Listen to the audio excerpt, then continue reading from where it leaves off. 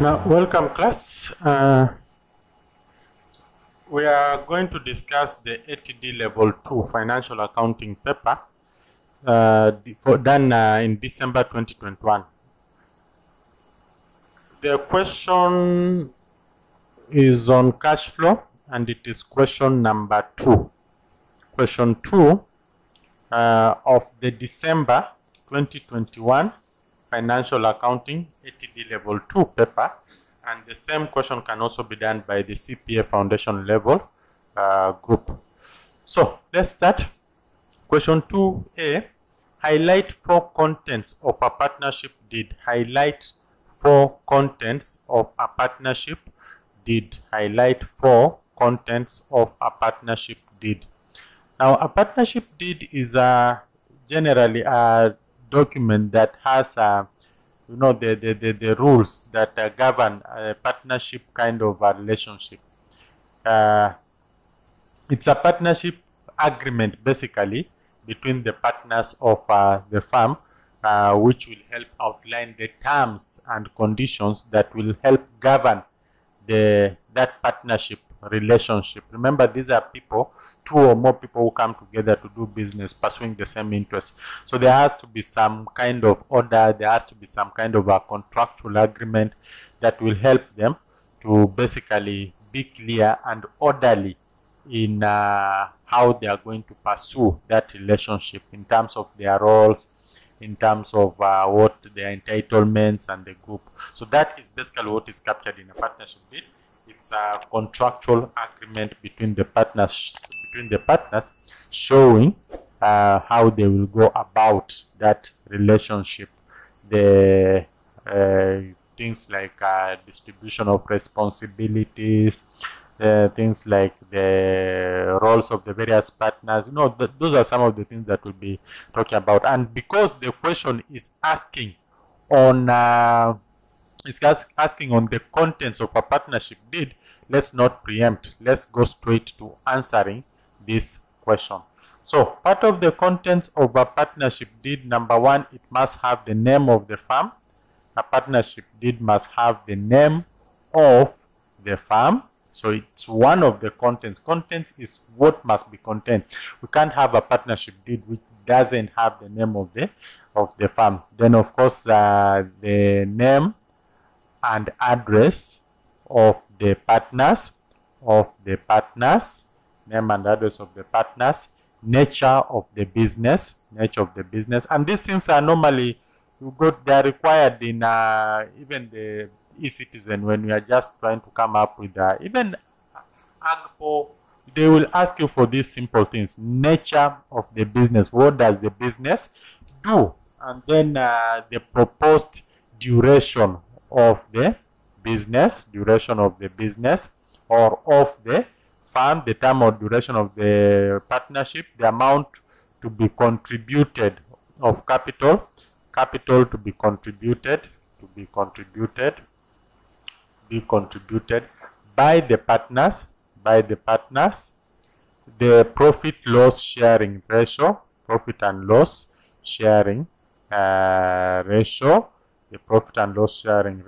how the partners will be remunerated. So remuneration of the partners, that should also be captured. Normally, different partners will be paid differently depending on their level of activity in the firm activity. So remuneration of the partners, and of course we've mentioned something about the level of activities. So the duties and responsibilities of the partners, will also be clearly laid out here. How goodwill will be calculated, should we have how goodwill will be calculated. So the calculation of goodwill, the rights of the partners, things about drawings, how much the partners can withdraw, and at what interest rate. Do we charge interest rate, or we don't have interest rate? So how much each of the partners can withdraw, possibly in form of drawings, and if the drawings are chargeable at some interest rate. These are just some. The question needs for just pick any 4 from this. I think these are more than what we need. So just pick any 4 and you'll be good to go. Thank you for that question. Let's move, let's look at question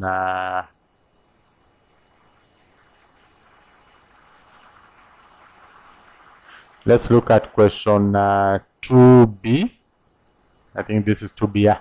2B. So question 2B, and let's read first of all the question, see if there's anything new. So Rudy Limited has presented the following financial statements. We have, as usual, the 2021 current accounts, 2021 statement of financial position and 2020 statement of financial position. And then we have the income statement for the current year. You can see 2021, and then here we have 2021 and 2020. So we always have the statement of the income statement will show the current year in the question, and then the statement of financial position will also show the current year and the preceding year, just like it has been captured here. So this is quite a straightforward question. Additional information: proceeds from the sale of investment amounted to 900,000. So we'll just capture it at that, 900. During the year ended 30th June, some items of non-current assets that had cost 2550 had a net book value of 1350, were disposed for 960. So there's a loss there, and there's also some amount was received. During the year ended that, dividends amounting to 24 was paid. That is quite straightforward. And then during the year, we have ordinary shares of 75,000 issued at 75,000 ordinary shares were issued at 24 shillings per share. We are supposed to come up with the cash flow for the year 30 June 2021 for that organization. So I think these are very minimal additional information. Let's just start with the additional information. So additional information 1, additional information. So let's start with the additional information, or rather we can also call them the workings. So we start with number 1. Number 1,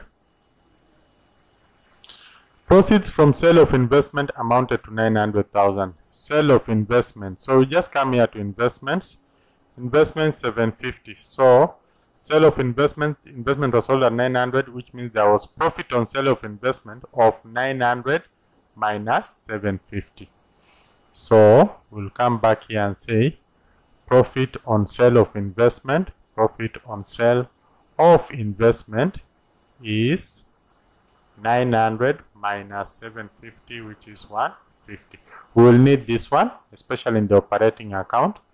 Then in the operating cash flows, then let's go to working number 2. Working number 2. Sorry.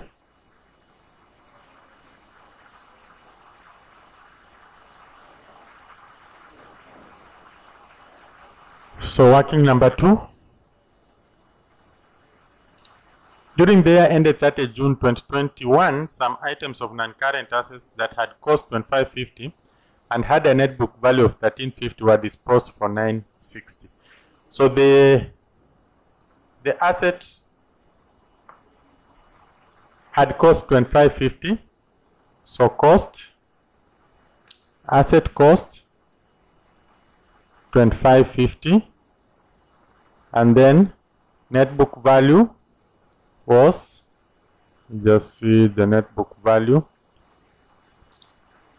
Some items of non-current assets had cost 2550 and had a net book value of 1350 and disposed at 960. So net book value of 1350. Net book value of 1350. It had a net book value of 1350. That means that it had depreciated. So accumulated depreciation for this particular asset was 1200. We might use that figure later. This is part A. Part B, this asset had a net book value of 1350, but it was sold at 960. It was sold at 960. So what does this mean? That there was loss on sale of this asset of how much? This is 90. This is 390. So there was a loss of 390 on sale of this particular asset. So that is working number 2. Let's go to working number 3.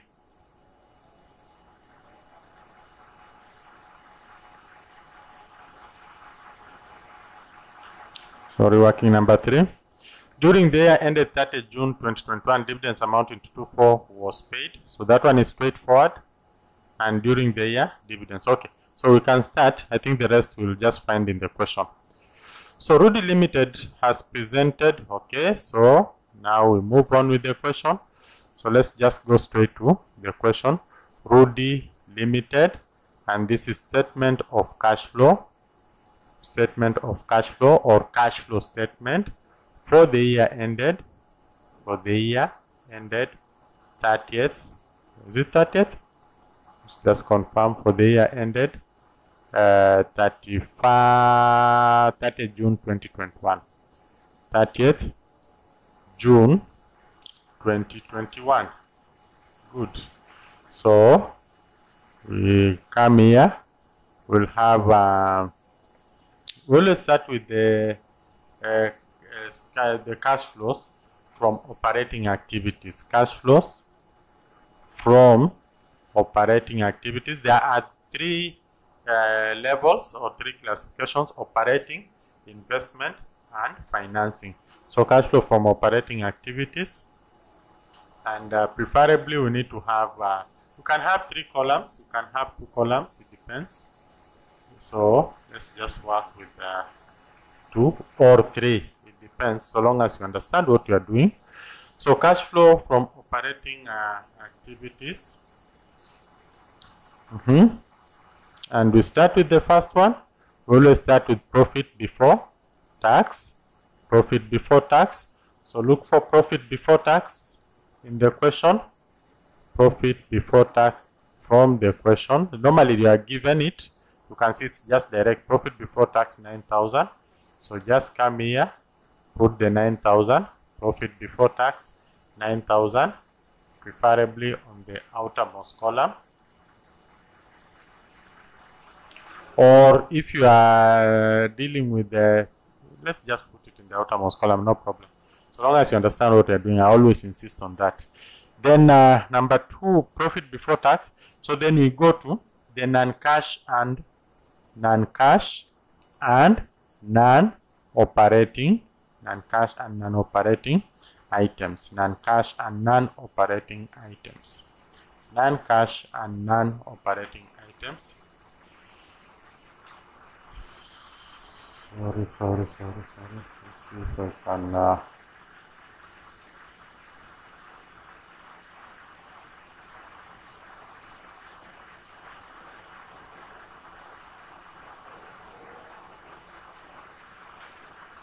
yeah, thank you. I've managed. I thought I will not be able to make it.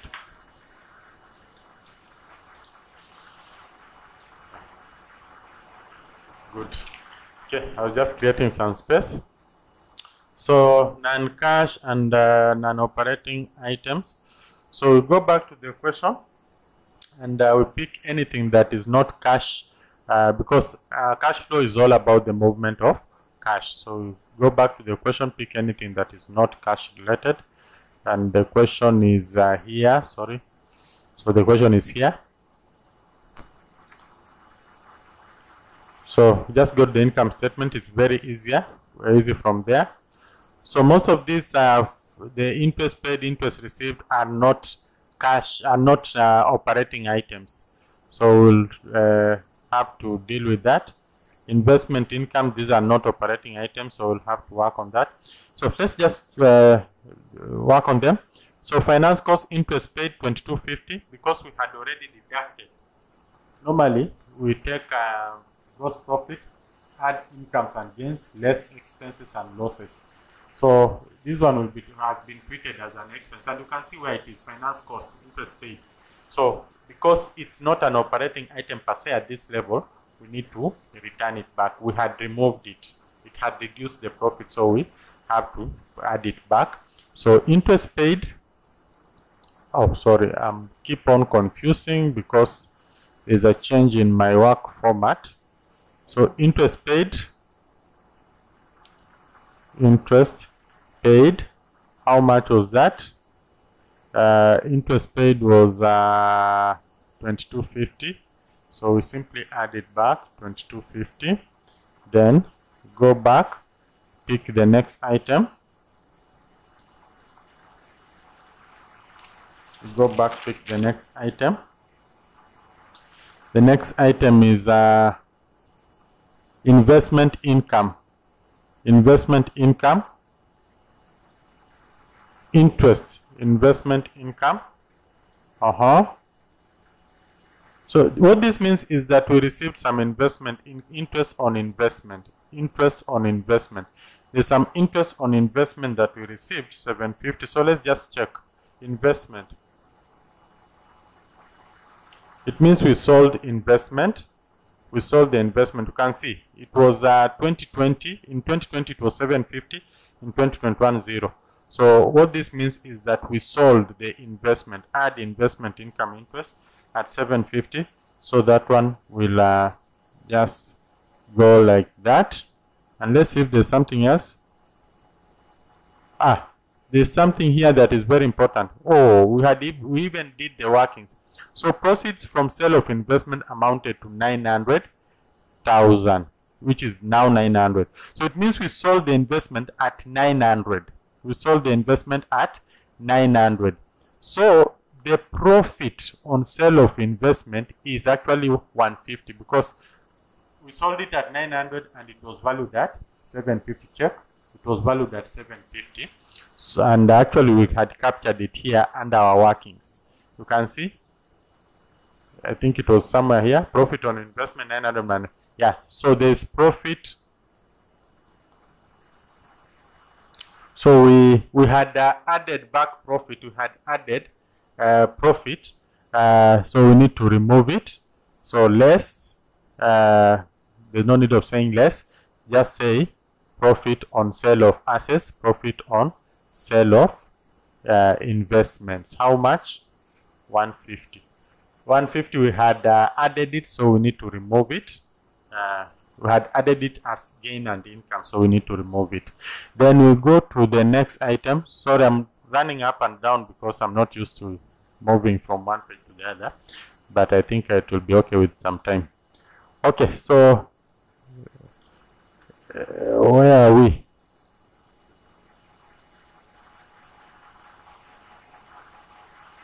This running up and down is causing a lot of problems. So where are we? I think we are on non-cash. Yeah, this is where we are. Interest paid, profit on sale of investment. So we come back here and specifically here, add investment income. So that's what we were dealing with. We realized that it was actually sold at 900, so there was a profit of 150 which had been included, but of course it was not supposed to be included. We will treat that as an investment item. The whole of the 900 that was received, our interest is on flow of money. We received 900 for the sale of the investment and we will show it under the investment items. So I think we are done with that part. Then we also have now the non-cash items. Depreciation. Let's check if there was anything on depreciation, because depreciation, yeah, you can see already we have depreciation here. So possibly for this one we'll need to open an account for it. So let's just open an account here for depreciation. Depreciation account. So how much did we start with? Depreciation is a credit account, so we'll talk of balance brought down. The figure is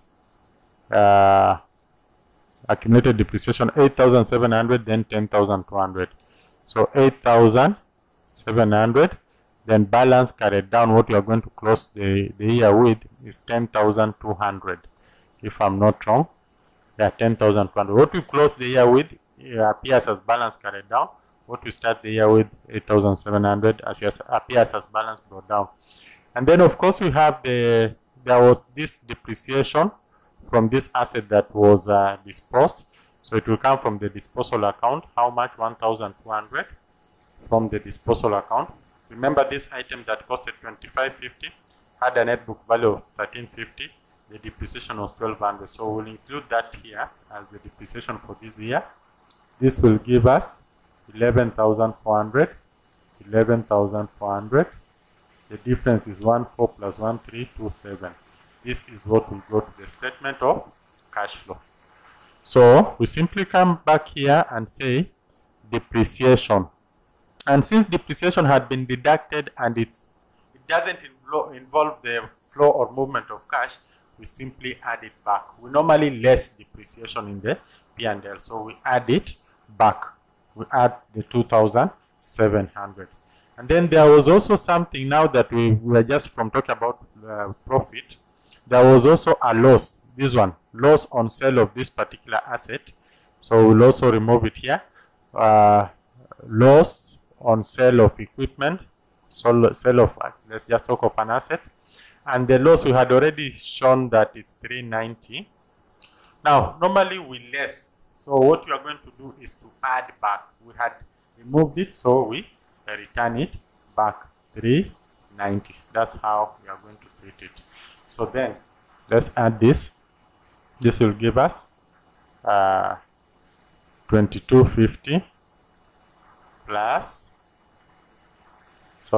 minus 150 plus 27 plus 390. That gives us 5190. So 5190.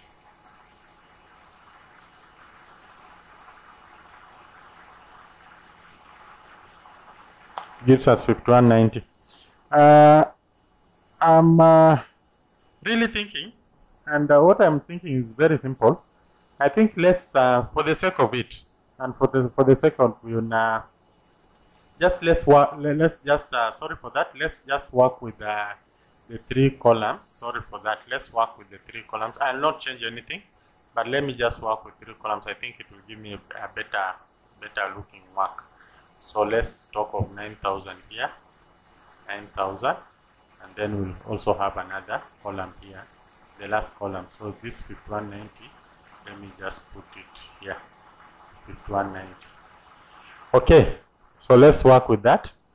Then after that, now we come to the operating cash flows. Operating cash flows from working capital changes. Working capital changes. So what do we have? Working capital changes. That is still under operating capital. So under working capital is very easy. Just look at. So we come back here under working capital. The main items that we look at under working capital are inventory, accounts receivable, and the accounts payable. As for the short-term investment and cash in hand and bank overdraft, those are now the cash movements, so we'll not tackle them. Just look at the increase or decrease in inventory, accounts receivable, and accounts payable, and we'll be done with that. So let's go back. For inventory, you can see there's an increase from 3,060 to 4,500. That's an increase of 1,440.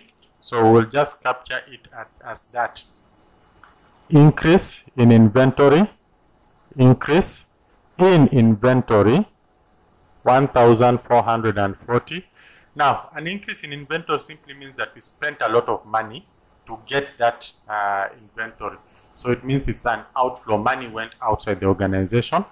Then let's go back, pick the second one, accounts receivable. There's also an increase in accounts receivable from 9,450 to 11,700. So 11,700 minus 9,450. That gives us 2,250. So there's an increase of 2,250. Increase in accounts receivable. Simply come here, you say increase in accounts receivable, 2,250. And accounts receivable increase, it also means that Now more money, a lot of our money is being held by the debtors outside there, which is almost equivalent to an outflow. Then we come to the third part, the accounts payable, and this is also an increase. 810 minus 570, that gives you 230 to 40. So accounts payable has increased by 240. We simply come here and say increase in accounts payable, increase in accounts payable 240, and an increase in accounts payable, it means that we are now holding the creditors money. We are now holding the creditors money to the extent of 240. That's like an inflow. We've gained actually some money from them. It's more of like an inflow because we are holding on to their money. It's just like a loan. We can receive a loan. It's a liability, yes, but the fact that we've received the money and we are interested in money flow, that's what we are is of our concern here. So it will be 240 on the debit, on the positive, and this will give us, let's just get the calculator again. So this will be 240 minus 2250 minus 1440. That gives us 3450, like that. So then when we less this, it's important that we less here because we are now talking about operating cash flows before interest and tax. So we simply get 5190 minus 3450. That gives us 1740. So 1740, like that. So then we less the interest paid and the taxes paid. Interest paid and taxes paid. So let's go back to the question. Oh, sorry, I'm already running up. Interest paid is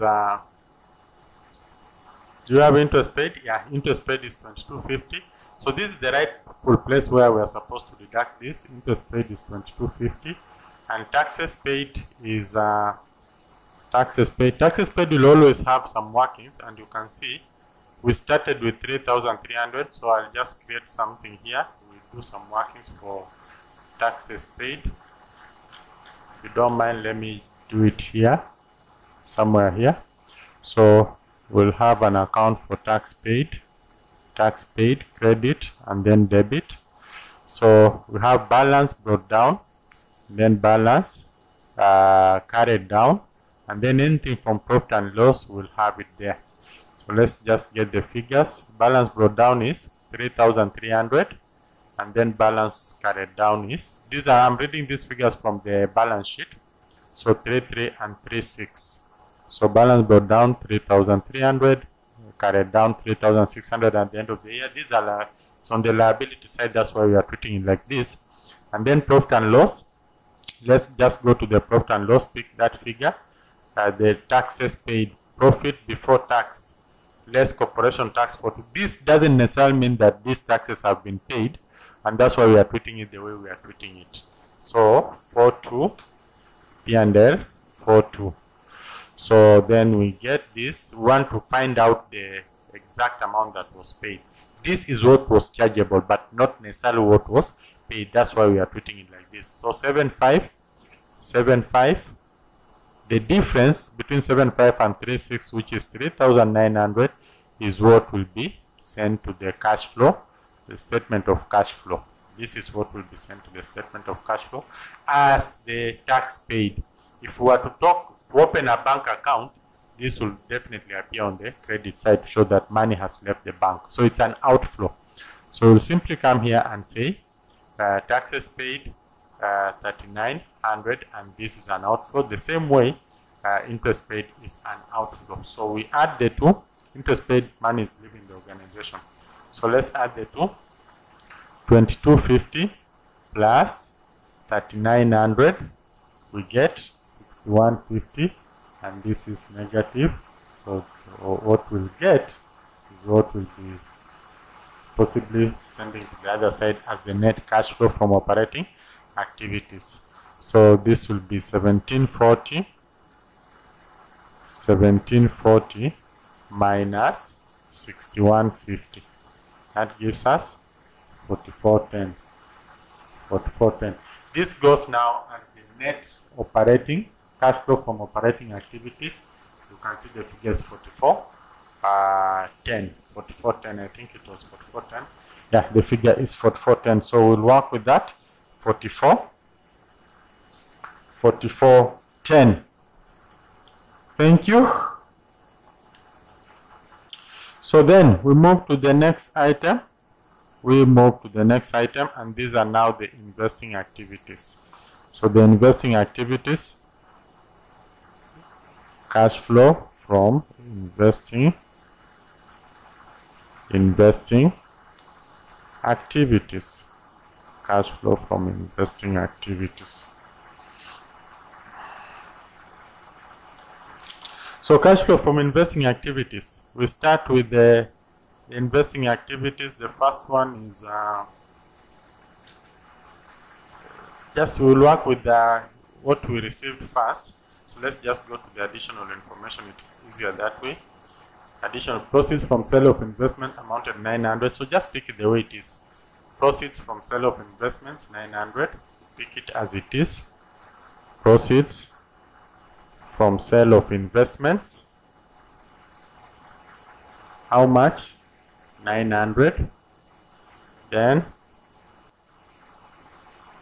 during the year, some items of non-current had cost and had the net book value of this were disposed at 960. So the amount we actually received was 960. So proceeds from sale of non-current assets 960. Proceeds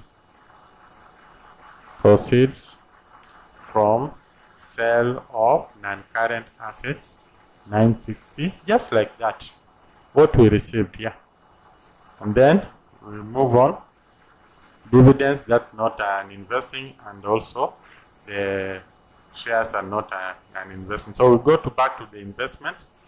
Cost, this is something has everything to do with the non-current assets. Did we acquire any? And this calls for some workings again. So we'll have to do some workings. But before we do the workings, there is something here. Patent. I think you can see the patent. We started with 6,000. We closed the year with 7.5. There's an increase of 1.5. It means we acquired more patent rights. So we'll simply come here. Increase in patent.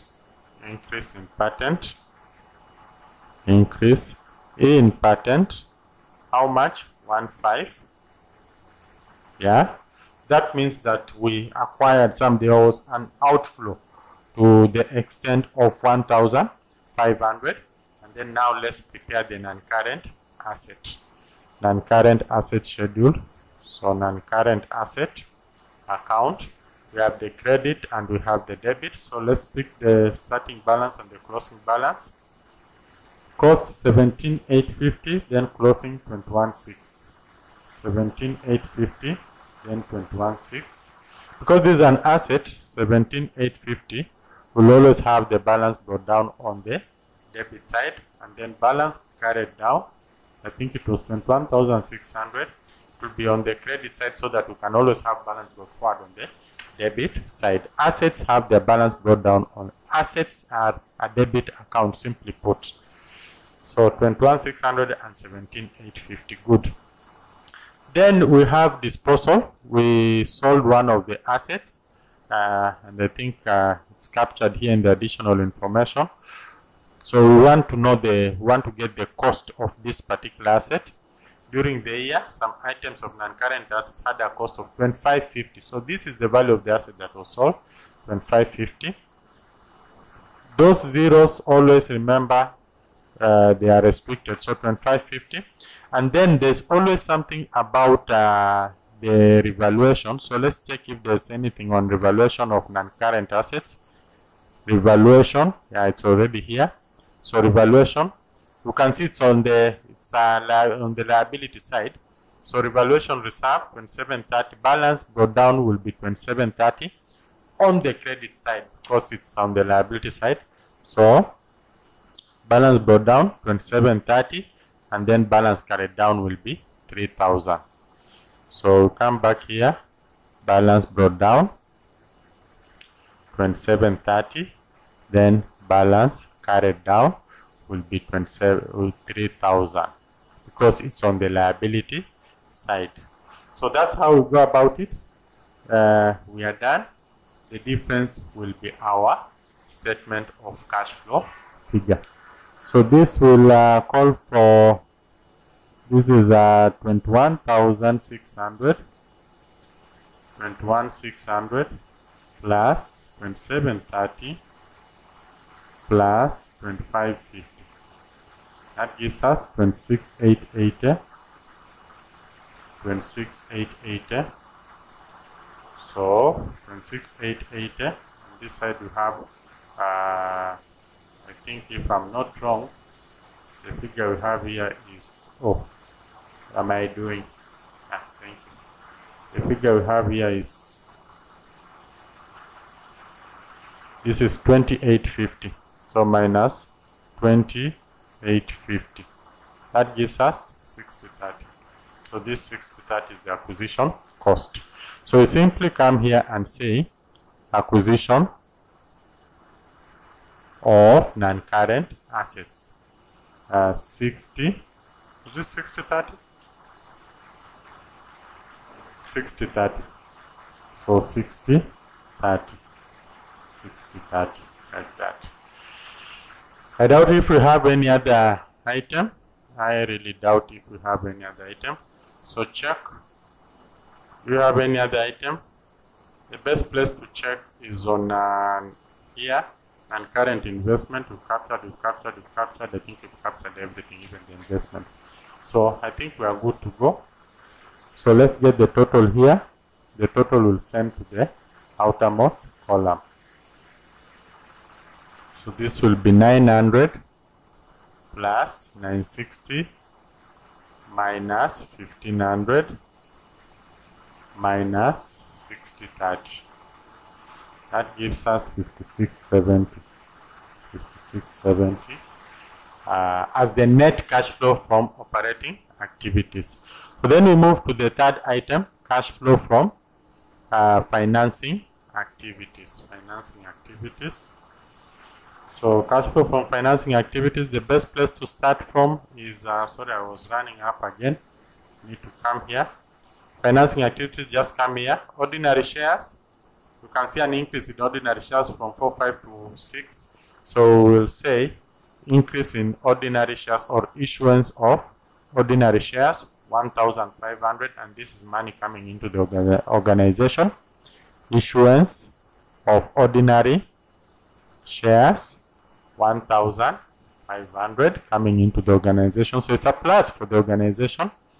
Share premium has also increased by 300, so we'll talk of increase in share premium 300, increase in share premium 300. Then come to the next item here. The next item is revaluation. We are done. That one we are done. Revenue reserve, we don't have to capture it.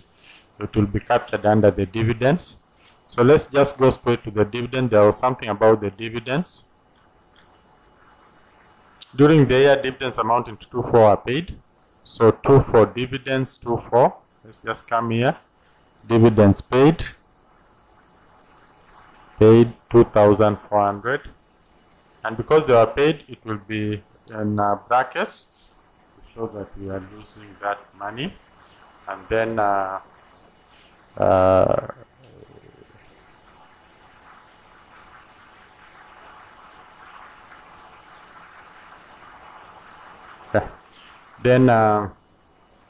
bank overdraft. There's something about accounts payable, no. Bank overdraft, no. 12% debenture. This is also a financing activity, 12% debenture. So there's an increase from 1,500 to 3,551. That is an increment of 3,600. So increase in 12.5% debentures, 3,600. That's money coming in. So increase in debentures, increase in debentures, how much? 3,600. That's money coming in. So then we are good to go. I think we must have captured everything. Something about this 2.4, the dividends. Dividends, I told you before, the way you can work it out. Dividends, you simply, if you take 5,400 plus corporation tax, 4,2. 5,4 plus 4,2, this gives you 9,6. 9,6 minus 7,8. You should be able to get the dividend paid. So if you possibly, the question didn't give us the dividend paid, that's how you can work it out. What we started with as the revenue reserve plus the profit after tax less what we are going to close with as the revenue reserve minus. So it will be 5,4 plus 4,8 minus 7,8. You will get 2,4, which has been given to us as the dividends paid. So that's the other way of working it out. Meanwhile, there's something also which I've seen here, which I think is important that we share. During the year ended 30 June 2021, 75,000 ordinary shares were issued at 24 shillings per share. Now, we've been told in the question that the value of a share is, I think I've seen something like that here. Ordinary share is 20. Ordinary share is 20. So 20, 75,000 times 20, that gives you the 1,500, which we've already captured, the increase, or the I think we've captured it under the issuance. This one, issuance of ordinary shares. It's actually 75,000 shares times 20.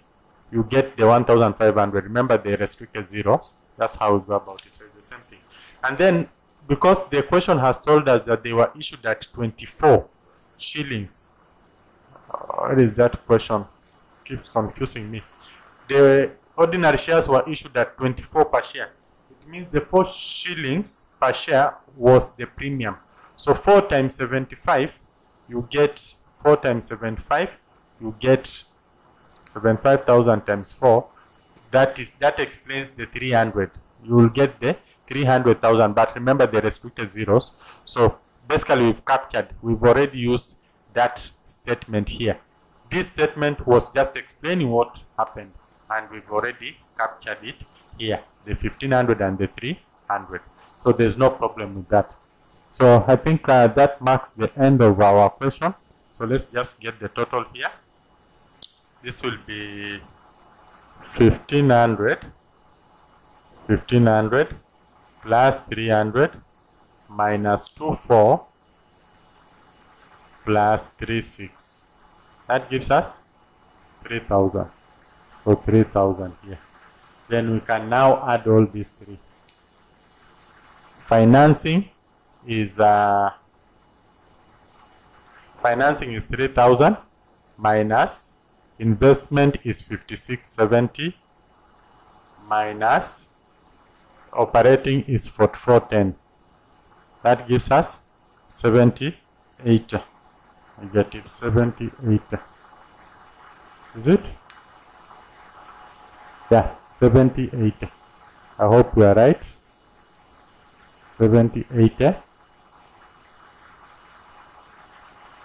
Is it? 3,000 minus this is almost 9,000. Oh, it's 10,000. Yeah, it gives us 78. So we'll simply call that we'll call this the what? Net cash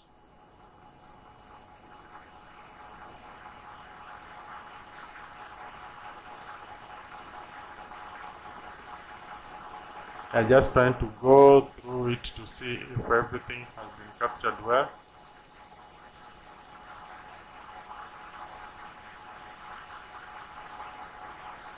I think there's a problem somewhere here. Sorry for that. There's a problem somewhere here. Let's just get it right. Let me just confirm. This is 9,000 plus 5190 minus 3450. That gives us 10,740. This should be 10,740. I think I left some zero somewhere. So 10,740. Oh, I didn't add the 9,000. So 10,740. Good. So 10,740 minus 6150. That gives us 4590. So this answer is wrong. This was 4590. Sorry for that. 4590.